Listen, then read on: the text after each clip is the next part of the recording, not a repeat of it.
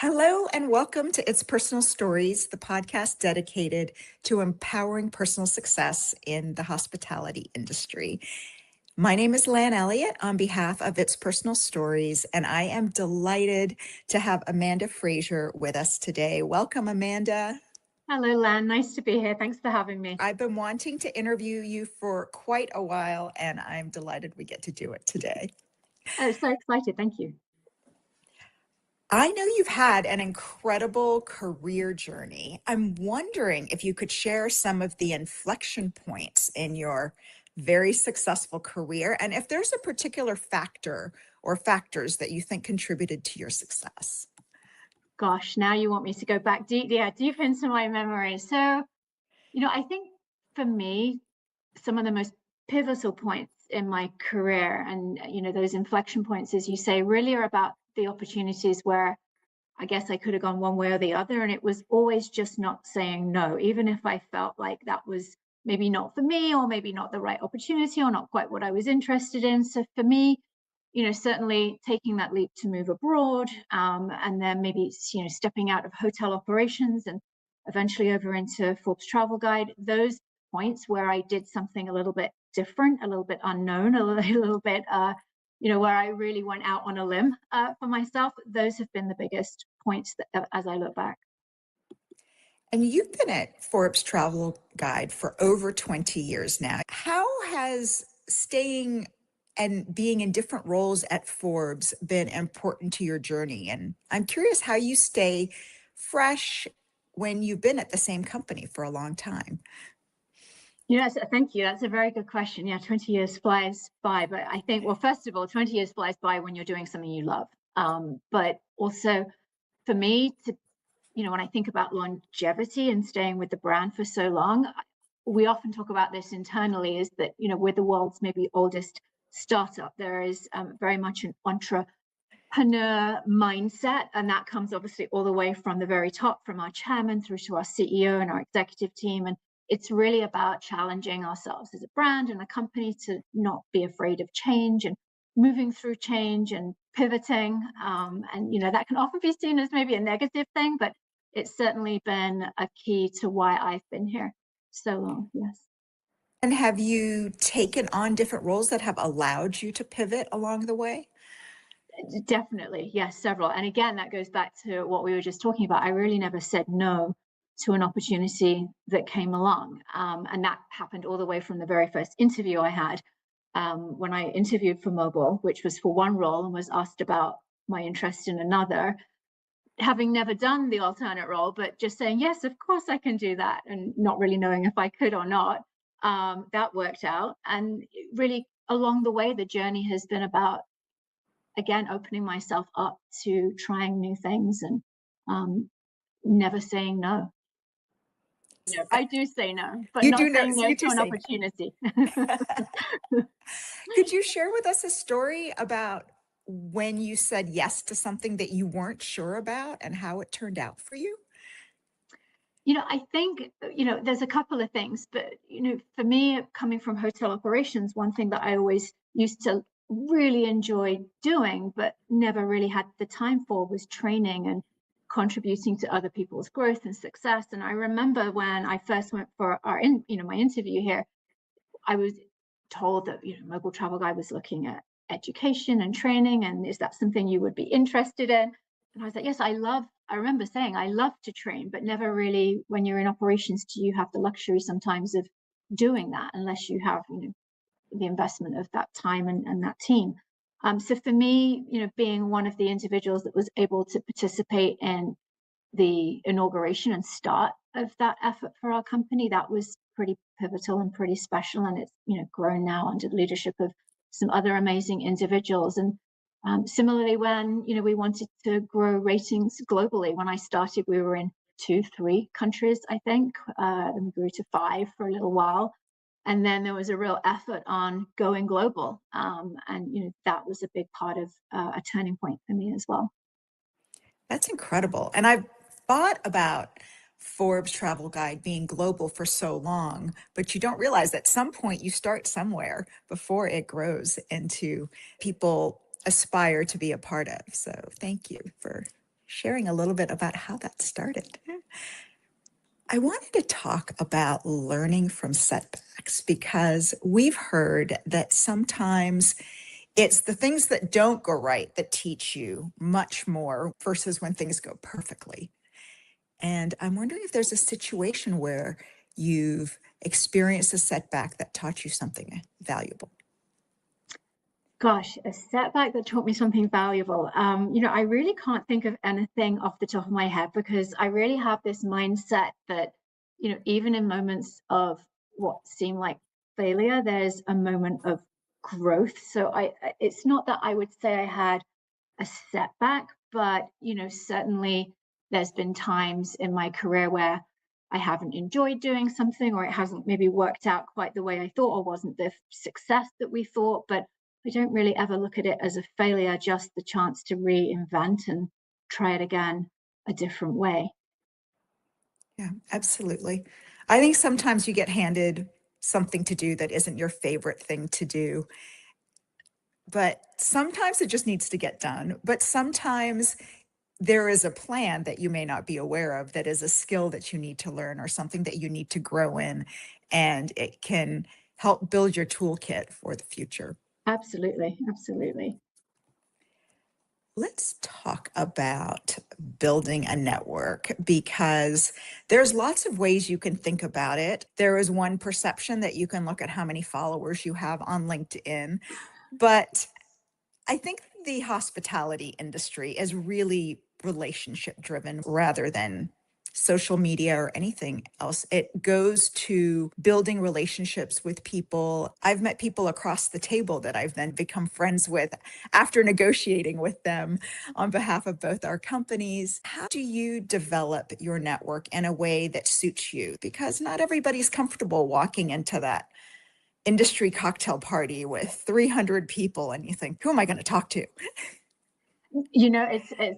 This is really interesting because I think of myself as quite introverted, and I think I have more people asking to link in with me than I have linked in with, because I just get, it makes me very uncomfortable to be in a room full of a lot of people.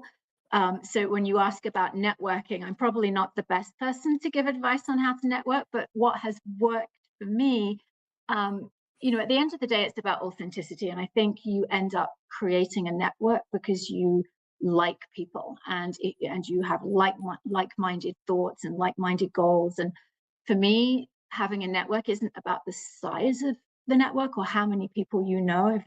If that's kind of your style, that's wonderful if you know thousands of people. But for me, I've always thought about the quality of those relationships versus just the quantity. And to me, that's been something that has helped me and been far more successful, because now I have a community of people that I know I can trust 110%, whether that's individuals that I work immediately alongside of, or people in my broader network outside of the company.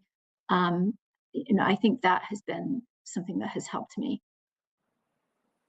I love the idea of quality over quantity, but I am curious because although I'm also not a person that loves going into a large cocktail party with a lot of people to navigate, but you just had a wonderful conference in Monaco. I see the beautiful picture behind you.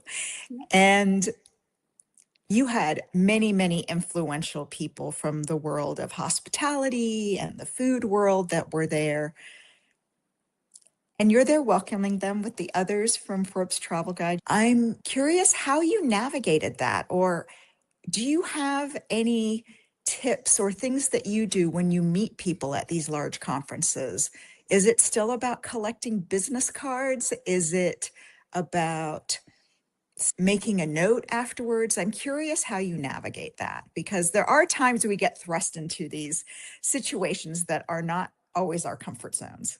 Thank you. Oh my gosh, Sarah, that's a loaded question. So, yeah, I mean, yes, it's all of that. And we're a big team, but if I'm talking about, yeah, and we have over 1,000 people, I think, that come to the event over the course of a couple of days. So I couldn't possibly, unfortunately, meet everybody myself. But I think for me, again, yes, it's about collecting business cards and meeting people. Although we know everybody that we invite, it's by invite only. But I think the interesting thing about this event is that we spend all year as an organization, for the most part, judging and evaluating at least 50 to 60% of the guests that we're inviting to our show. So the biggest thing on my mind is walking the walk that we say is most important, and which is being authentic and delivering an experience. So my team and I talk regularly about how can we make sure that we're putting on an environment, we're creating an experience that's not just another conference, because there's plenty of those out there, but how do we show up in a way that feels genuine to what we're looking for when it comes to assembling our star rating list. So for us, it's really about, and this goes across our whole team, but certainly this is the DNA of the event, is bringing together a community of like-minded people. And it's not necessarily a chore or a task, or we must make sure we meet as many people as we can, but really the bigger question is, have we created an environment that makes people feel welcomed and comfortable and not overly stressed? And part of that comes down to that you're there to welcome them and make people feel invited and part of the club, as it were. And so many hands and so many so many details go into that. And are we perfect? No, we're not perfect, but we try to make sure that those things are considered along the way. It's very interesting to talk about making sure everyone feels included and welcomed, because there can be a perception of luxury being very much exclusive. Only certain people get to be part of it. And I'm curious, when you work with your teams, how do you ensure that a large group of people feel special and included and welcomed, and that piece of hospitality? What do you say to your team in order to bring that spirit about? Get it done. Yeah, no, it's a progress. It's a real progression, I should say, of development. And one thing I've learned over the years is never to rush. I very much am coming out of that phase where I'm like, get it done, get it done, get it done, and let things develop naturally, and don't force an outcome, because I think once you force an outcome, the person experiencing whatever it is that you're trying to create feels that it's a little more prescriptive, a little more scripted. And while we want to be rehearsed and ready, and everyone needs to feel confident in their role, whatever it might be, at the end of the day, you really just want to have people feel that you're being yourself and that you've got something for everybody. So when we're putting the program together, we're really thinking about who we are as a brand, what do we stand for, what are our values, who is our audience, and how do we make sure we bring something that delivers on that, and that we're not speaking to our audience, but feeling that we're drawing them in. I think we've matured in that way as a brand as well, even in the way that the summit has been produced over the years, how it's grown up, as it were. Amazing. I wanted to turn to advocating for ourselves, because this is such an important part of career progression. But I find that women, and I think all people, can have issues or concerns about advocating for themselves. I've been a great advocate for my company, but advocating for myself is a whole different thing that somehow doesn't translate. And I'm curious what advice you have for people who are looking to advance their careers and are not sure how to advocate for themselves, because there is a right and a wrong way to do it. I know you've had people on your team who've come and asked you for raises or promotions. What advice do you have for the right way to advocate for oneself?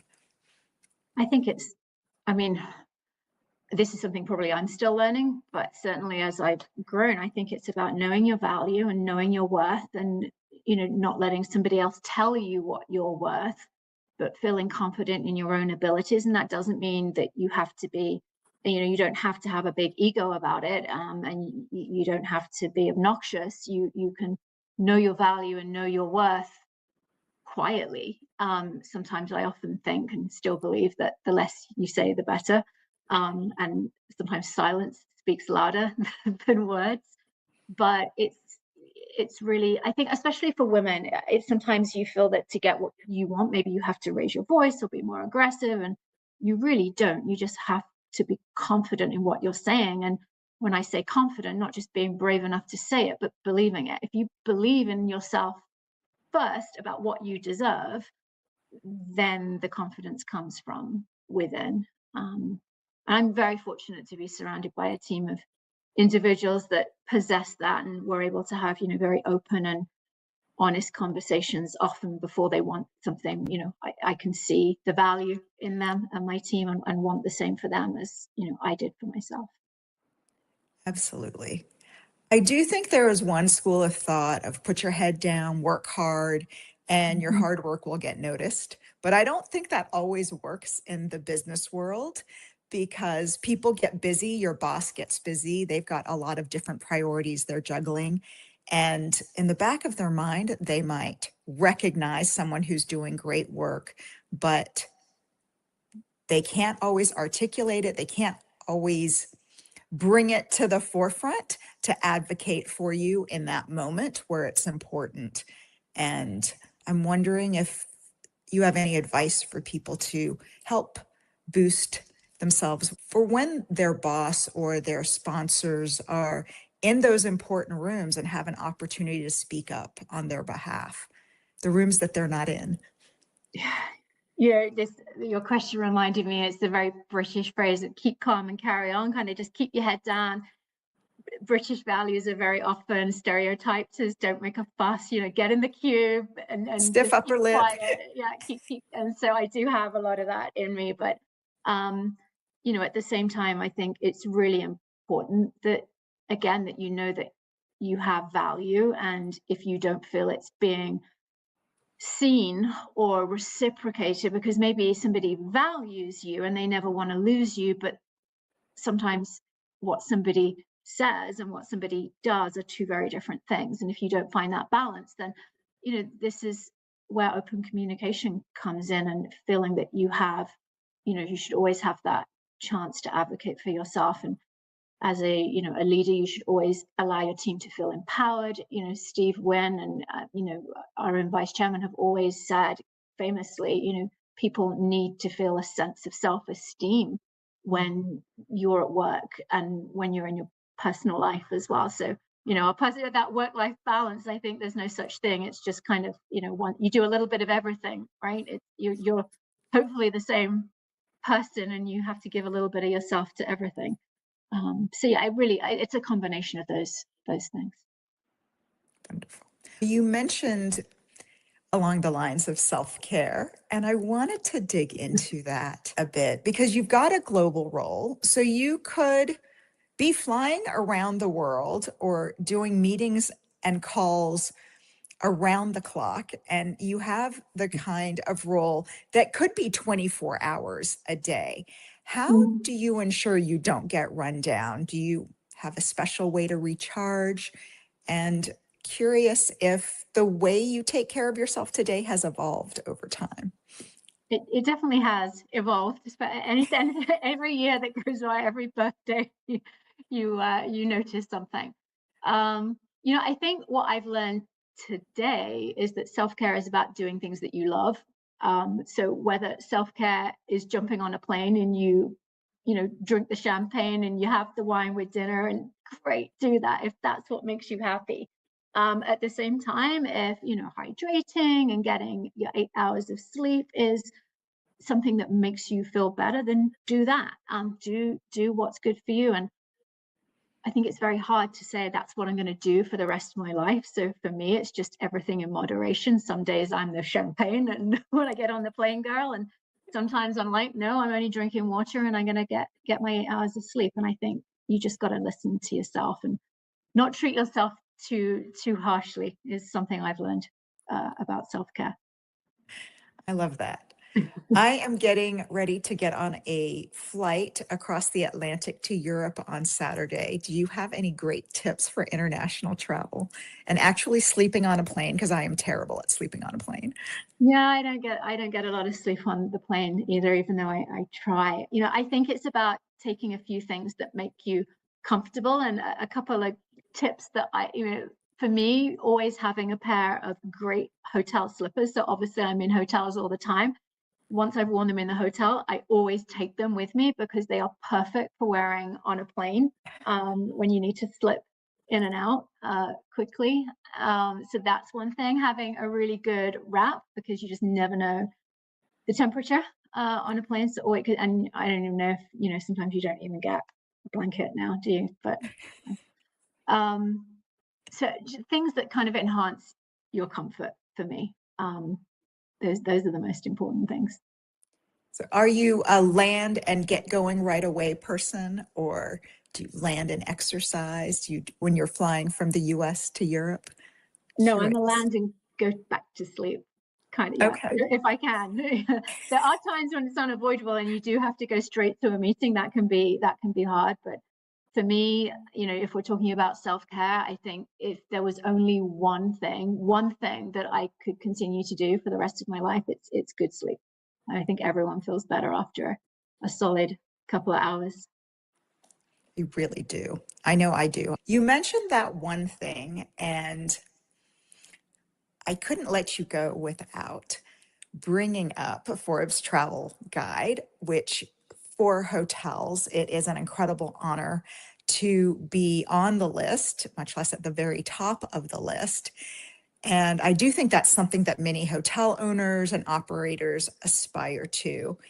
And I know that Forbes is one of those lists that you can't buy your way onto. Mm-hmm. And I had heard about a famous checklist. Now I've heard there's not a checklist that your inspectors go through. If you do this 1,000 list of things, you get this rating. And if those are not the way to get to the top of the list, I'm curious, what is the common thread that runs through the best hotels? What is the one thing that you see again and again for hotels? And what should people be focusing on if they aspire to be at the top of your list? So, at the end of the day, what it really comes down to is consistency. We've long said that, within consistency breeds confidence. And if you're trying to convince your guests that they've made the right choice about where they're staying and where maybe they're choosing to bring others or come back to, you have to be consistent. And consistency for us doesn't mean homogenizing the industry and that it's exactly the same experience every single time, because underneath consistency lies authenticity. And that comes down to not just people saying welcome because a checklist told you that you had to welcome your guests, but they're saying, and this is just an example, but they're giving you a warm welcome because they passionately want to make sure that you feel welcomed and that you're part, like we were talking about before, that you're part of that community. And the first thing a guest will notice, even if they don't know it at the time, they'll know when someone's being disingenuous. There's a difference between saying thank you for your business and doing something that shows the appreciation. And so for us, and the way, and it's very complex, and we could probably talk for another hour, an hour about it. And my team know it because they preside over it, every day. But our algorithm is very complex to take human emotions that we're looking to have evoked, and then put them into an algorithm that's mathematical and into into a box. It's a very complex process, but that's basically what it is. We're looking for emotion. We're looking for how service makes somebody feel. And we do that through what could be considered a checklist, but it's a lot more it's a lot more dynamic than a checklist. We think of the standards and the way and the algorithm and the way that we evaluate as really more of a roadmap rather than a checklist, because a checklist tells you how to do something A through Z, whereas a roadmap gives you a choice in how you're going to end up at the final destination. Everyone knows what the final destination is, or they should. That's your priorities, that's your strategy, but how you get there has to be on brand for you, and that's what we measure. It is a bit ephemeral, what you're looking for. Uh-huh.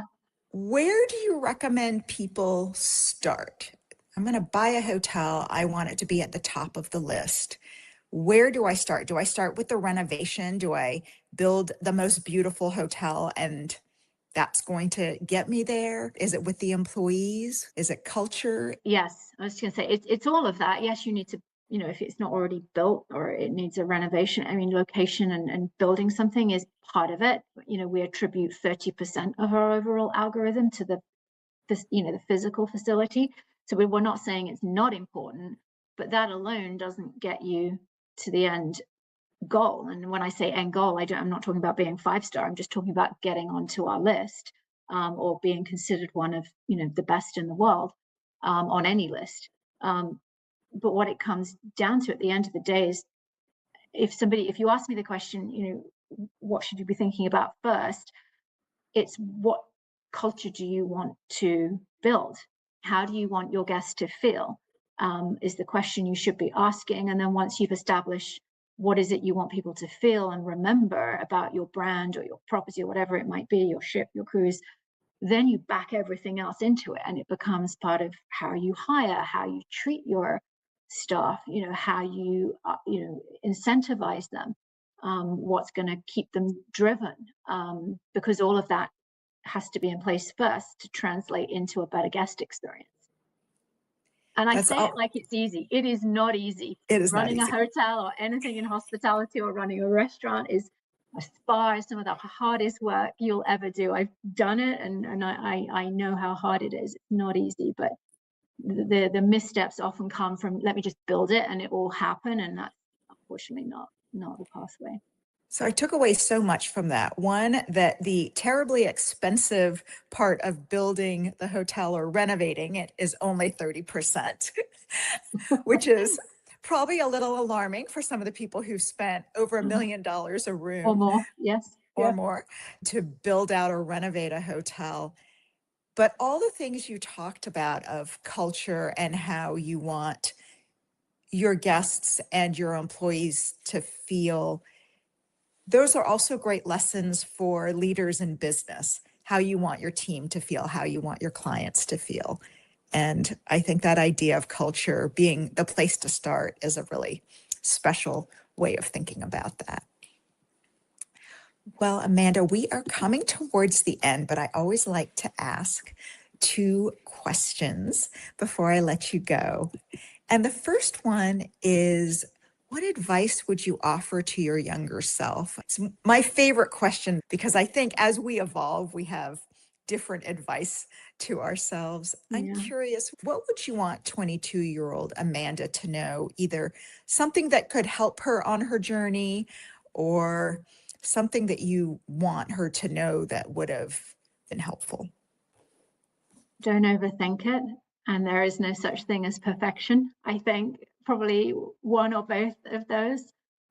I think that is something that, sometimes you look back and you're like, wow, I wasted a lot of time trying to make that perfect. And actually it was really great already. And you kind of dwell, sometimes you overthink things. I think overthinking, and not that that's a bad thing necessarily, because I think that shows that you care, but being too caught up in things. And I think that's just a matter of maturity, right? Being able to let go and take a step back Everything seems so important when you're younger, but and I slow think down, right? perfectionism, Slow down. yeah, yeah. And perfectionism can really derail people Mm. because sometimes it takes half the effort to get to 80%, and then you're going to spend another same amount of effort to get that last 20%. And I've always thought I could have used that time instead of making whatever I was working on more perfect. I could have used that time to build relationships and focus on people more. So I love that advice. Well, Amanda, you've offered a lot of wonderful advice during our discussion. As you know, It's Personal Stories is about empowering personal success for people in the hospitality industry. Along those lines, what is one final nugget of advice you would offer to our audience? I think it's probably what we talked about at the top of our conversation, and to never say no, even if you think you can't do it or you don't think you'll be very good at it. if you're given the opportunity to do something and kind of expand your own creativity, or your own personal resume, then just say yes. What's the worst that can happen? You'll fail, and then you'll be given the chance to do something else. And like I said, within failure comes growth opportunity. So that would be my biggest advice. That served me fairly well along my journey. It's a very fearless approach, but I think leaning into the things that make you uncomfortable can be really wonderful.